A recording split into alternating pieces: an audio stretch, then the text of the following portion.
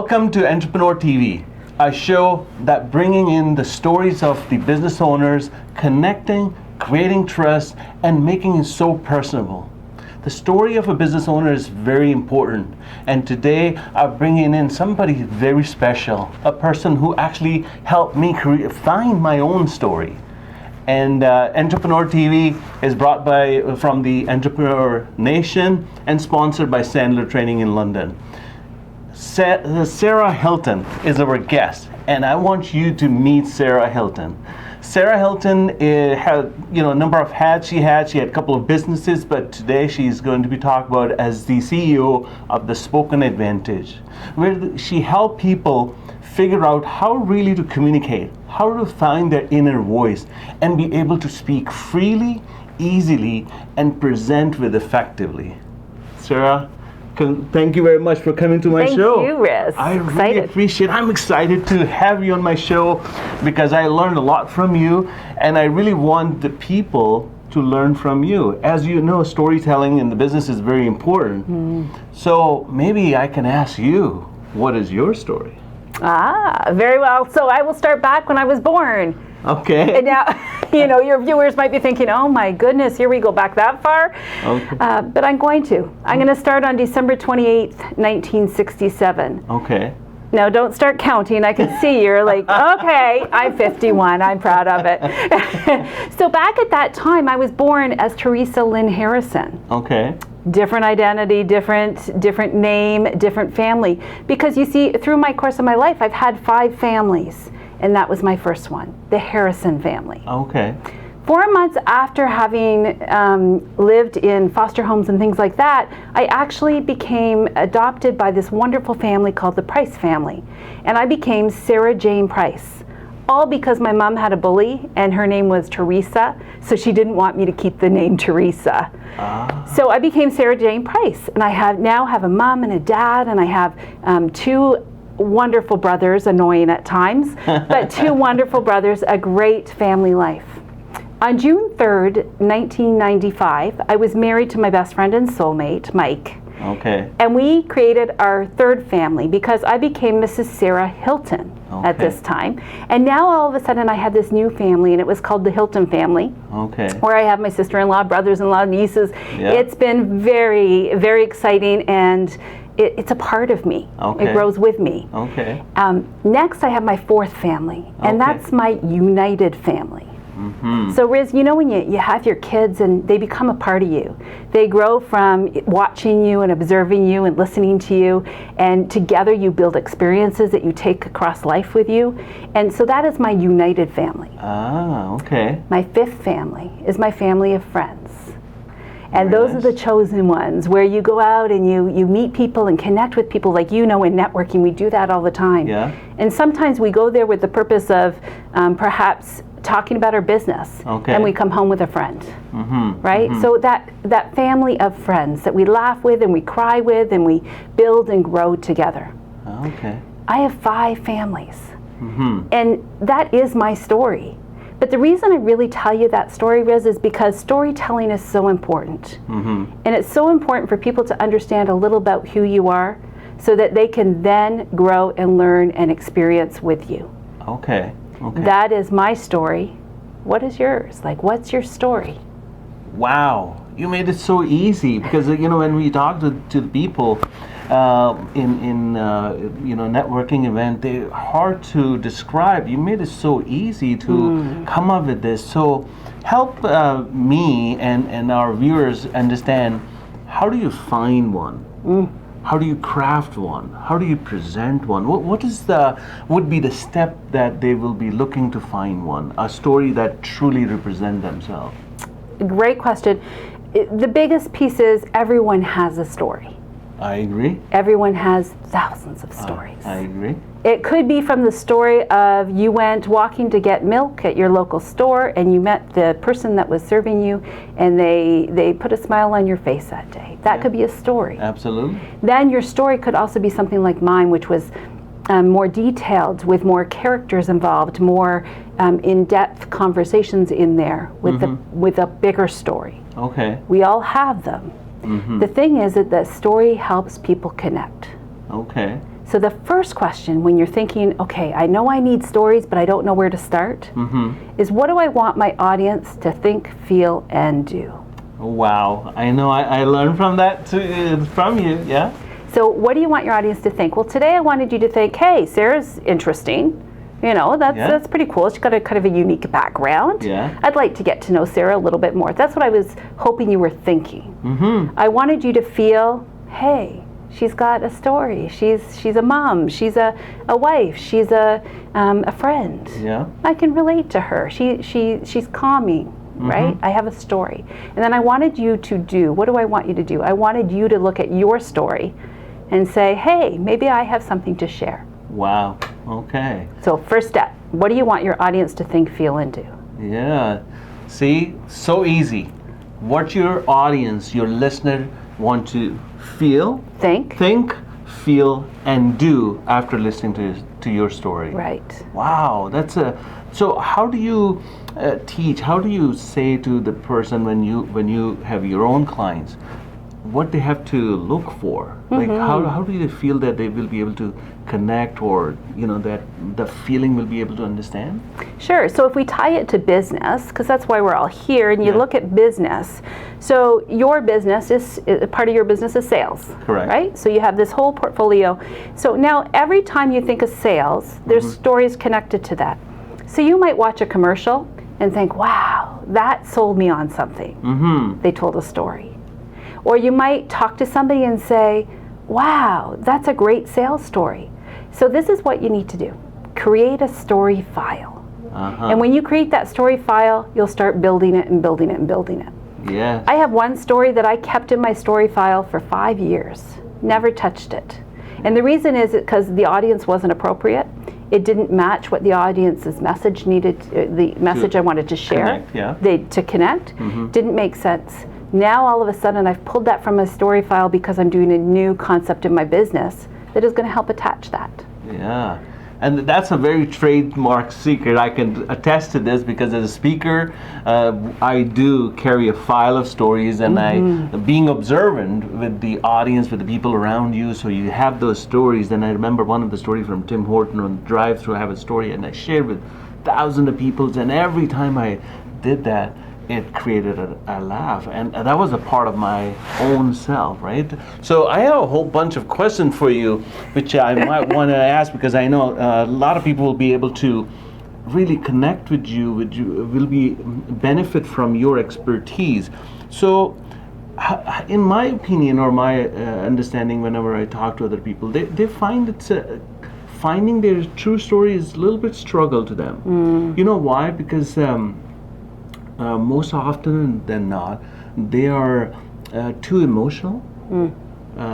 If the story is really deep, or they don't want to have that privacy part in there. I don't want to share. This is too much. This is my business. Nothing to do with personal. But being person and being human is the same thing.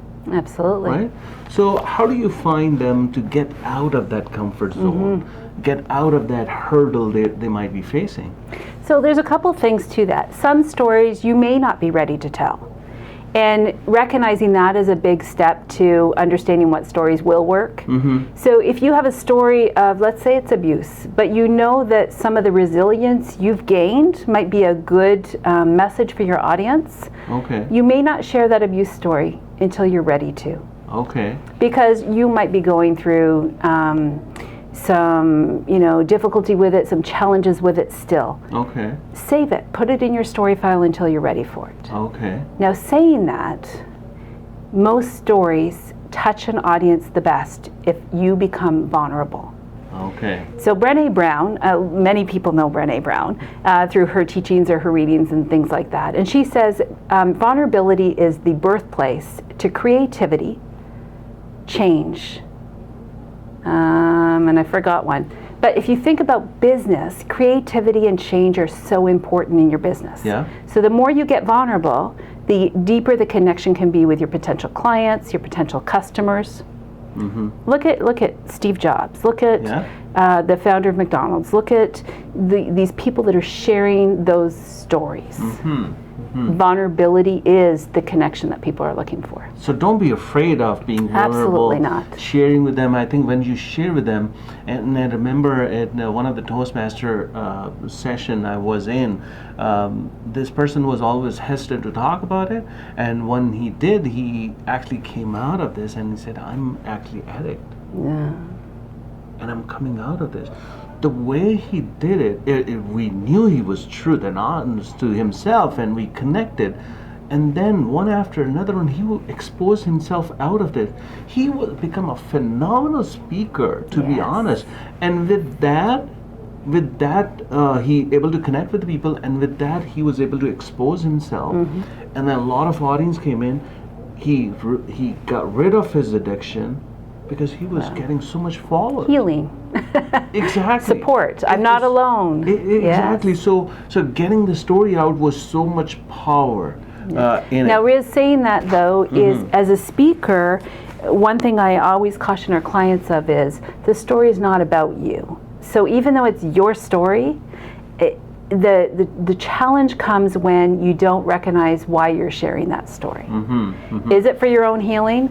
Not always the best place to be. You want to share your story, but help them create their story through that. That's you pick the next sentence I was going to say is, how do they present? Because yes, I can be vulnerable, I can be talking about something, but how do you really present to picture to make sure that the audience will be able to connect to at what you mentioned before? So presentation is the key. Yes. So let's talk about this.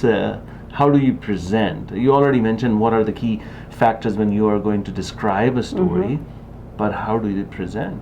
Absolutely. So if you have that vulnerable story, one of the things that most speakers miss, most presenters, sales coaches, most people that share a story with someone else, is they forget to tap into what does that mean for the audience. Yes. So whether your audience is one person at a networking event or 1,000 people, it doesn't matter. What is in it for the audience? So I often say when someone shares their story, I'll say to them, so what? So what? And it helps them dig deep into their story to what is actually the message. Okay. So if you think of a scribble that a child does, it's a big mess on the paper, right? Start there. Start with a mess of all your ideas and everything that comes from that story. Okay. All the points, all the characters, all this, all that. It's a mess. Okay. And then create the message. What is the underlining, the dig deep from that story? Okay. And then when you do that, you create a movement. Okay. So say your story is about abuse. Say you've been abused, or say you have a mental health challenge, or you had a car accident. Say those are your stories. Yeah. The more I say, I had a car accident, my car got written off. I had a blue car and Joe was beside me in the seat, and the car's a write-off and now I have to buy a new one, and and I do this and now I don't sleep as well at night, and then it's all about that individual that's speaking. The person that's listening to you may have never driven a car before. They're not connecting. Yeah. Right? They don't understand. Yeah. So by just adding one question in there, we call it a reflection question. One question or statement in there, it's going to change that story. So I'll give you an example. Okay. You've just had the car accident. Okay. Lots of things going on, lots of messages in there, lots of ideas in there. And you just add that one thing of, I hit that other driver, and my first thought was, oh my gosh, who have I hurt? Like, I might have hurt somebody. You look at the audience, whether it's 1 or 1,000, and say, have you ever in life hurt someone or felt like you had hurt somebody? How did you feel? All right, so now I've taken my car accident and brought it to your life. Yeah, see, a point to be noted. A point to be noted that how she's actually giving you the real deal. These are called golden nuggets. So please hold on to these.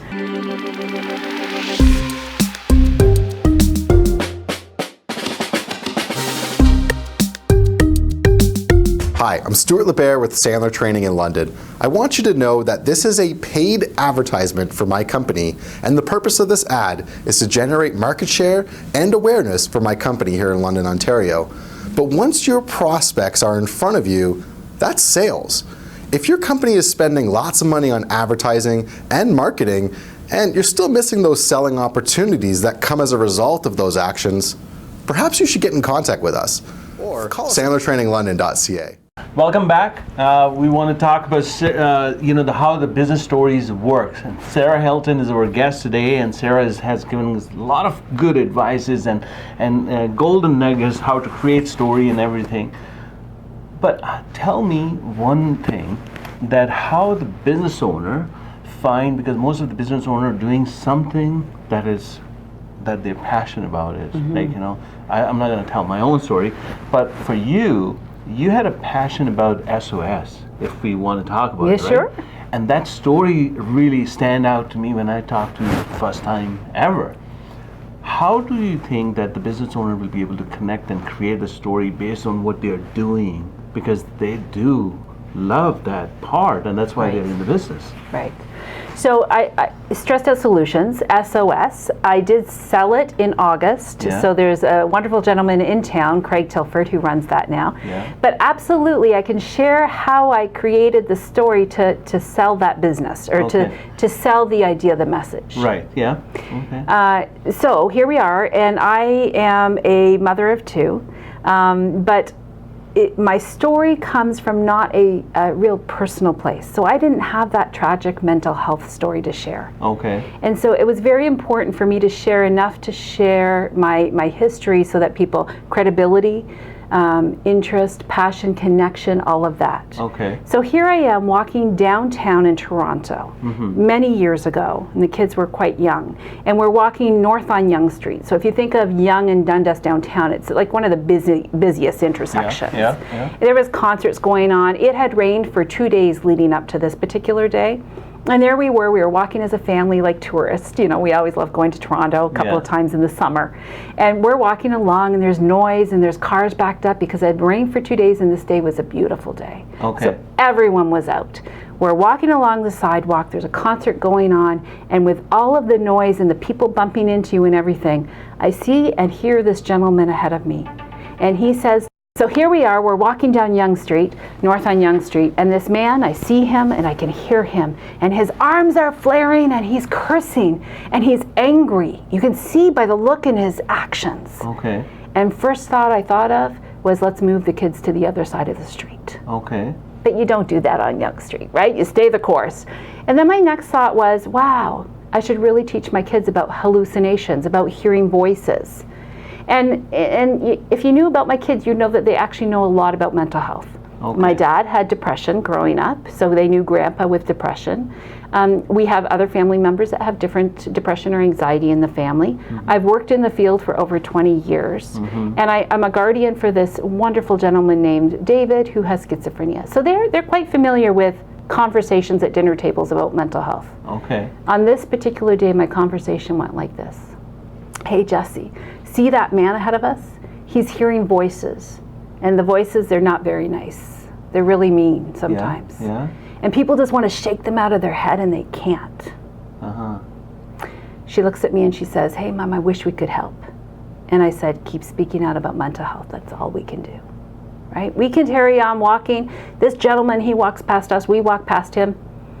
My husband turns to me, and Mike says to me in my ear, Sarah, he wasn't hearing voices. He had an earpiece in, he was on the phone. So in that story, that's how I started most of my mental health talks, talking about mental health. And why did I do that? Well, here's the thing. Yeah. It shows that I'm personable. Yeah. It shows that I'm a mother with 2 kids. Yeah. It shows that I understand mental health. I've worked in the business for 20 years, over 20 years now. It shows that, you know what, it's okay that we breathe about mental health. It doesn't have to be so serious that we have, are going to have the next hour as a very serious conversation. And it helps people connect to me. That's why you bring a business story to bridge those things. Connection to your audience, a credibility of why you are an expert in that field, and something relatable so that moms can relate to me, families can relate. I know the community, and I've obviously done my studies in mental health. Wow. You know, if you are watching us, you will be able to see, because I was sitting right next to Sarah. I was actually mesmerized in that story. I was in the character, in that, you know, the weather, all that. I was right there. I was at Dundas and Young, and I was looking at that person who was yelling, and she just pulled the plug and gave them the real factor. Yeah. What a perfect way, what a perfect example when you are doing a networking, when you are describing your business, when you are able to show your passion in a way that relates, that able to connect, right? Yeah. Wonderful. I mean, I know I'm already convinced, but this was something really out of the ordinary. I mean, I have seen that before. So, beside your business, from the local area where we are here, which other business person you think that have a great story that they've been telling everybody in the networking event, or you have heard them before? Do you see business success stories out there? Oh, absolutely. So whether you're selling a product like a camera, Right. versus a service like a sales coach, Yeah. right? The fundamentals are the same. And you see it come to life when people share their stories. Mm-hmm. So yes, if we look at business people in general, Steve Jobs was a storyteller. Yeah. Right? So people can relate or hear that. Brené Brown, she's a storyteller. Yeah. Some of our huge success stories come from storytelling. Even our commercials today are storytelling. That's all they are. And that's why we're more connected, right? They're stories. So in town locally, I mean, I've done some work and I've seen some people speaking, but I think Lovers, and I forget his particular name, I'm sorry for that today, but he owns Lovers here in London, Ontario. Okay. And if you ever hear him speak, he tells his story about the family business and how he grew up and was part of that journey in the family business. So if you have a business that had a story before, such as who you bought it from, or where it came from, or the connection that you had with that building, that family, or whatever, that's a story you need to be sharing. Okay. Right? And then add your little bit into that. Uh-huh. So for that reason, I'm going to ask you some, random questions. I love it. 5 rapid questions. We're going to put that timer on 1 minute, and we're going to ask you a couple of questions only, just 5. So I'm going to start off with the easy one. Oh, good. If you got $1 million from a lottery win, what would you do with that? So there are 3 options. One is you put it on yourself, spend on yourself doing cosmetic surgeries. 2, you want to give to your kids to buy a Lamborghini. Ooh. Or 3, you're going to buy $1 million food for the food bank.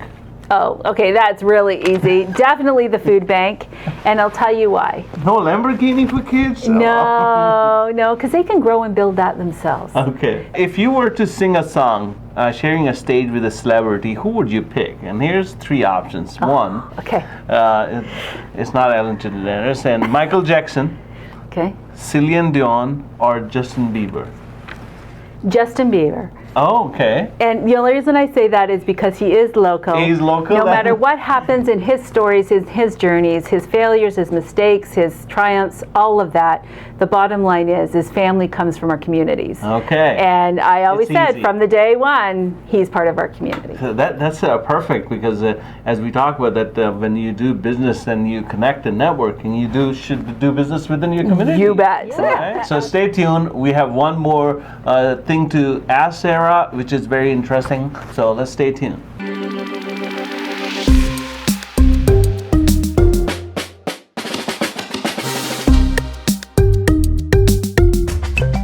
Now, in this exercise, I want to ask Sarah to pick up the phone and call one of her business associate, a client maybe, that she think that she has that business connection, she had the relationship to have, so that she can depend on it. So for this, you want to pick up the phone and call somebody and say, hello, I am recording on the Entrepreneur TV, say hello to Riz. That's all. Okay. So your time start now. Let's see. Okay. You're on speaker. Be quiet.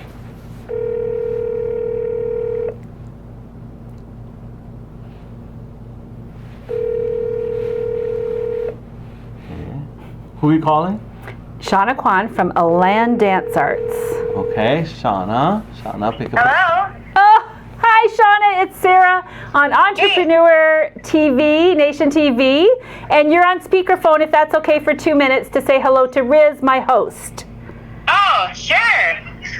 Hello, Shauna.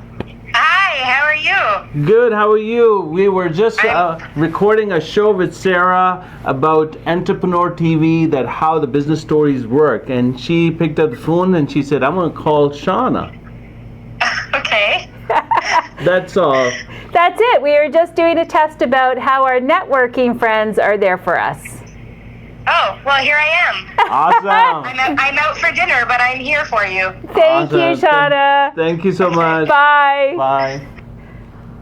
That's fantastic. That is fantastic. So we were doing this in order to see how we are connected with people who can depend on people. So how do you find that? Okay, so first off, tempting? yeah, same thing. This is what this story tells me is when I called her back a second time, she obviously saw that it was important and it came from me. So even though she's out for dinner, she picked up the phone knowing that I might need something. So 2 stories here. One is people, it's okay that It's okay to have your own personal life. your own personal life in your business. And the second story here is check on who your support network is and really understand who you can call, when you can call. If those networking friends that I just tried, 6 of them, and it wasn't until the second call did they start responding. If that's the case, then I need to know who my support circle is. Is it my family? In my case, it would be my husband. It might be my business partner. Those kinds of things. So really important to know who your support system is in business. Perfect. And as a business owner, you have to have a support network, that you can depend on. So Sarah, we are closing to the end of this. I wanted to ask you, if you were to describe yourself as Entrepreneur TV, ETV is there. If you were to describe yourself in these 3 ETV, how do you describe it? All right, so this was hard because I'm really, in word use and wordage is really important to me to get it right. So I would say the E would be extrovert. Extrovert, okay. So outgoing, out there, extrovert. And the T would be talkative. I love to talk. Talkative, I agree. I do love to listen too, but I do love to talk. And the V would be vulnerable. So to be vulnerable is a way to connect with people. And when I'm vulnerable, I give and I receive. I give a little of myself to somebody else. I receive so much support and understanding when I need it. Wow, you always give them so deep meaning of everything. So Sarah, if I were to ask you, how do you want to be remembered? What is your legacy? What do you want to tell our audience what is your legacy? My legacy is always to help people find their voice. And most importantly would be to help my kids find their voice and our younger generation find their voice. She closed it in such a bang. And I can always tell. So thank you very much for watching. Sarah is with me. We're going to have a little bit more discussion, but I wanted to end this with a great note. Story is important. You know the character. It's about them. It's not about you. You have to have a point. You have to have the reason behind it, how you will be able to connect. And then there's other ingredients she has shared with you. Sarah, thank you so much. Thank you. It was fantastic. That was fun. I loved it. I learned a lot about it, and I'm sure all of the audience have learned.